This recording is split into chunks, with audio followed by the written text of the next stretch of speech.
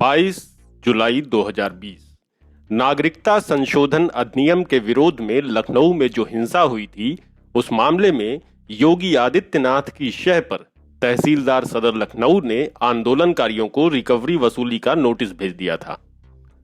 UP की BJP सरकार की इस गैर कानूनी और अवैधानिक हरकत पर शुक्रवार को इलाहाबाद हाईकोर्ट की लखनऊ खंडपीठ ने सुनवाई की। मामले की सुनवाई करते हुए इलाहाबाद हाईकोर्ट ने यूपी की योगी आदित्यनाथ सरकार से जवाब तलब किया है।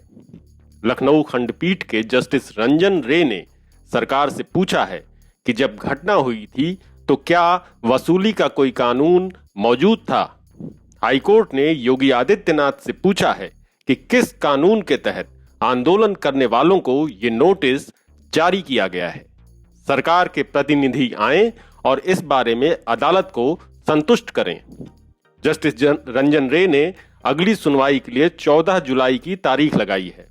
मामले में याचिका करता रहे और ऑल इंडिया पीपुल्स फ्रंट के राष्ट्रीय प्रवक्ता और पूर्व आईजी एसआर दारापुरी ने प्रेस को जारी अपने बयान में कहा कि अदालत का ये आदेश स्वागत योग्य है। पूर्व आईजी एसआर दारापुरी ने बताया कि हाईकोर्ट में दाखिल याचिका में कहा गया है कि जिस नियम 143(3) के तहत ये वसूली नोटिस दिया गया है, दरअसल उत्तर प्रदेश राजस्व नियमावली 2016 के तहत ऐसा कोई नियम ही नहीं है। याचिका के साथ एडीएम पूर्वी लखनऊ के वसूली आदेश पर दाखिल याचिका में हाईकोर्ट के आदेश को भी अटैच करके कहा गया था कि वसूली नोटिस जिस आदेश के तहत दी गई है, वो आदेश अपने आप में कानून के खिलाफ है, या यूं कहें कि सरकार का वसूली आदेश कानून को तोड़ता है, उसे भंग करता है, टुकड़े टुकड़े कर देता है। पूर्व आईजी एसआर दारापुरी ने कहा कि जिस प्रपत्र 36 में ये नोटिस दिया गया है, उसमें एकदम साफ साफ 15 दिन का समय तय किया गया है, लेकिन योगी आदित्यनाथ की शह पर लखनऊ के तहसीलदार सदर ने उसे अपनी मनमर्जी पूर्ण तरीके से और कानून के खिलाफ जाकर महज 7 दिन का कर दिया है।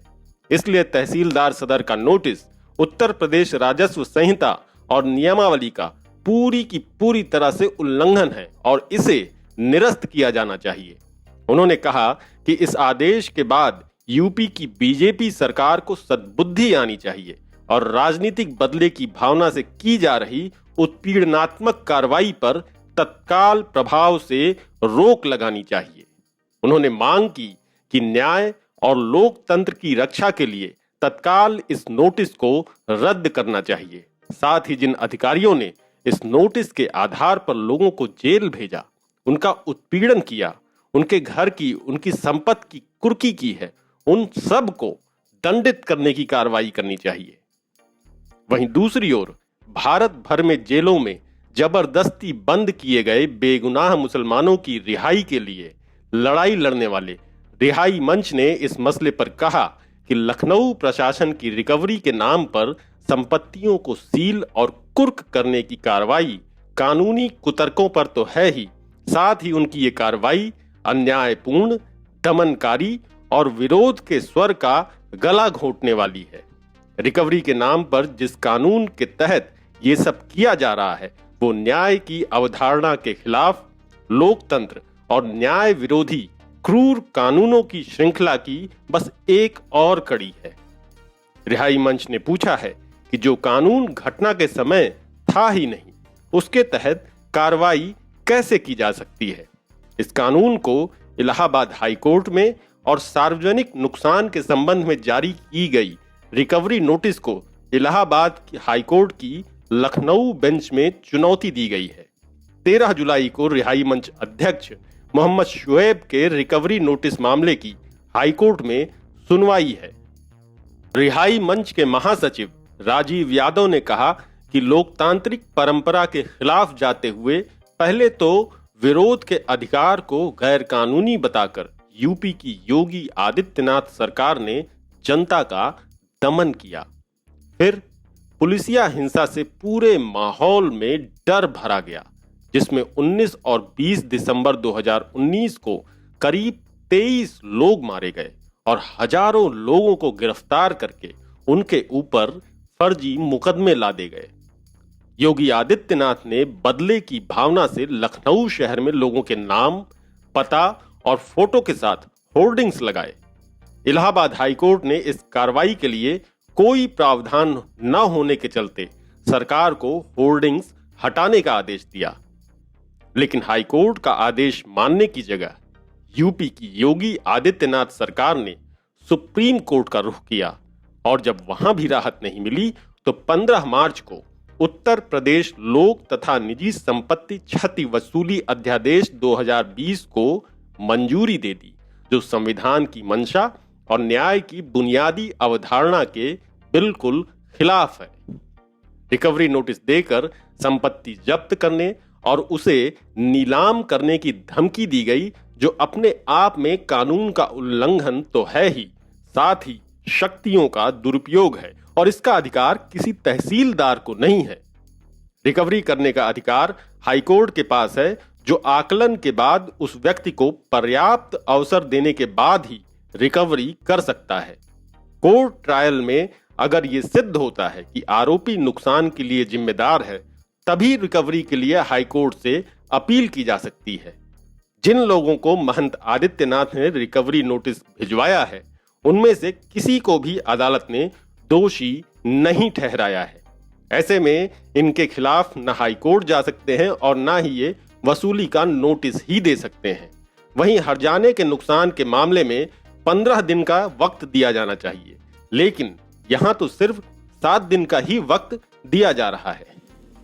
कई जगहों पर छपे समाचारों के मुताबिक पूर्व आईजी एसआर दारापुरी ने हाईकोर्ट में दाखिल याचिका में कहा है कि जिस नियम 143(3) के तहत ये वसूली नोटिस दी गई है, वो उत्तर प्रदेश राजस्व नियमावली 2016 के तहत कोई नियम ही नहीं है।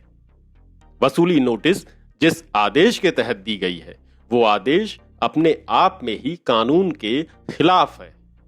जिस प्रपत्र 36 पर यह नोटिस दी गई है, ये नोटिस सर्व की गई है, उसमें बिल्कुल साफ साफ 15 दिन का समय तय किया गया है, जिसे एकदम मनमर्जी पूर्ण तरीके से और कानून के एकदम खिलाफ जाकर तहसीलदार सदर ने महज 7 दिन का कर दिया है। इसलिए तहसीलदार सदर की नोटिस उत्तर प्रदेश राजस्व संहिता और नियमावली का पूरी तरह से उल्लंघन है और उसे निरस्त किया जाना चाहिए। इस मामले में याचिकाकर्ता की ओर से एडवोकेट संतोष सिंह ने कहा कि उत्तर प्रदेश की यूपी सरकार ने अध्यादेश के जरिए जो नया वसूली कानून लेकर के आई है, वो सार्वजनिक और निजी संपत्ति की क्षति बनाम आंध्र प्रदेश राज्य एवं अन्य में 2 विशेषज्ञ समितियों की अनुशंसा पर सुप्रीम कोर्ट की 3 मेंबरान की बेंच के फैसले से सीधे सीधे आकर के टकराता है। इतना ही नहीं, उत्तर प्रदेश की योगी सरकार ने नई परंपरा कायम करते हुए इसे अध्यादेश लाने से पहले की तारीख से लागू किया है। यानी ये तब से लागू कर दिया गया है जब इसके बारे में ना तो कोई नियम था और ना ही कोई कानून था। इससे जहां यह जाहिर होता है कि इस कानून का मकसद नागरिकता संशोधन अधिनियम का विरोध करने वाले आंदोलनकारियों को टारगेट करना है, वहीं ये सवाल भी पैदा होता है कि सुप्रीम कोर्ट के 3 मेंबरान की बेंच के फैसले और वक्त से पीछे जाकर इसे लागू करने की मंशा को अदालत किस नजरिए से देखती है और किसको वरीयता देती है।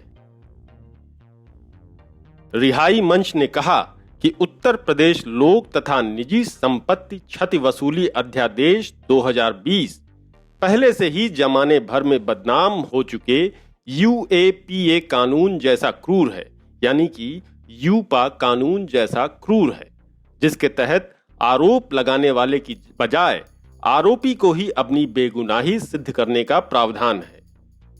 इसके कानून बनने के बाद राजनीतिक विरोधियों के दमन के लिए सरकारी मशीनरी के दुरुपयोग की संभावना बहुत प्रबल हो जाती है। इसी विवादास्पद कानून की बुनियाद पर लखनऊ प्रशासन रिकवरी के नाम पर संपत्तियों को सील और कुर्क करने की कार्रवाई कर रहा है। इसी कानून का सहारा लेकर लखनऊ में 3 दुकानों को सील करने और रिक्शा चलाने वाले मोहम्मद कलीम को गिरफ्तार करने की कार्रवाई सामने आई है। इसी कानून के तहत यूपी की योगी आदित्यनाथ सरकार ने झुग्गी झोपड़ी में रहने वाले और रिक्शा चलाकर अपनी गुजर बसर करने वाले मोहम्मद कलीम को 20 लाख रुपए का रिकवरी नोटिस भेज दिया। और चूंकि मोहम्मद कलीम इतने गरीब हैं कि उसे चुका नहीं सकते थे, तो योगी आदित्यनाथ ने एक रिक्शा चलाने वाले गरीब मोहम्मद कलीम को इन दिनों जेल में बंद करके रखा है।